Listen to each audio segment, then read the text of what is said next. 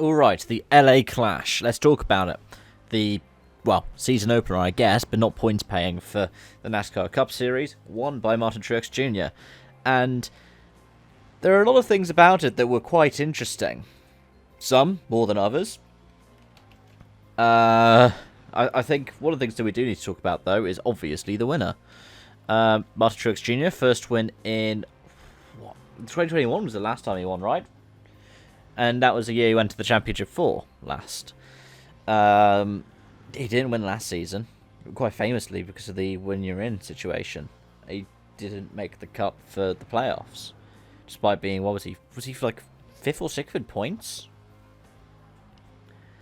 But yeah, this was a race of the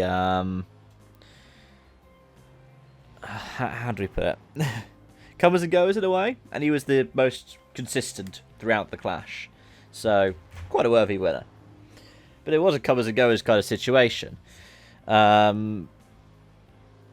Priest was running really well very early on for a long time, and then what appeared to be like an electrical issue put him back. He still finished 7th. Not quite like what happened to Bubba Wallace, who had led for quite a bit of the race, and then got a bit full-on battling with... Who was it? Was it Dillon? Was it Austin Dillon? And then he got helped backwards into the wall at 1 and 2. Now, that was payback. It's a very NASCAR thing. But, yeah, only car a lap down as a result, so didn't think that through so much in the late stages of the race. Somebody who did play the late game particularly well was Kyle Busch, finishing 3rd, behind teammate Dillon. And Dillon performed really well as well. But Busch came from the back all the way up to, nearly the front. That was a really good performance for the driver of now the 8 car. Hopefully it bodes well for his season. Seems like a kind of rejuvenated Kyle Busch. Tyler Reddick in his first race in 23:11 was 6th. He was somebody who also came up a bit in the late phase. You saw him just diving in as we got into the final couple of restarts. He just sent it right through, just pushed people out the way and went for the moves. Elsewhere, you have 2 Hendricks in the top 5, Bowman leading Larson. And was it Byron spinning Hamlin after the line as well? Tell you what, it wasn't like the most kind of inspirational race. Like, it wasn't like, oh yeah, it's exciting to be back at NASCAR. But I've seen worse. I've seen worse last season. And it's probably because this is an exhibition race that it generates this kind of atmosphere.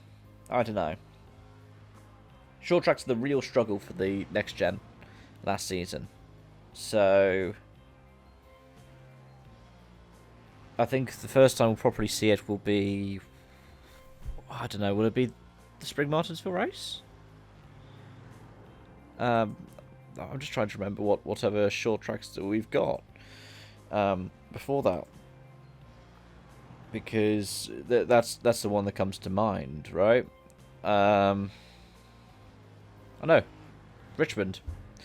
Richmond will be kind of like the first proper feel that we'll get for how these cars, or Phoenix, actually, of course, handle.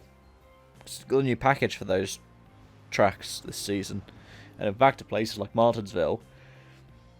Wet tyres.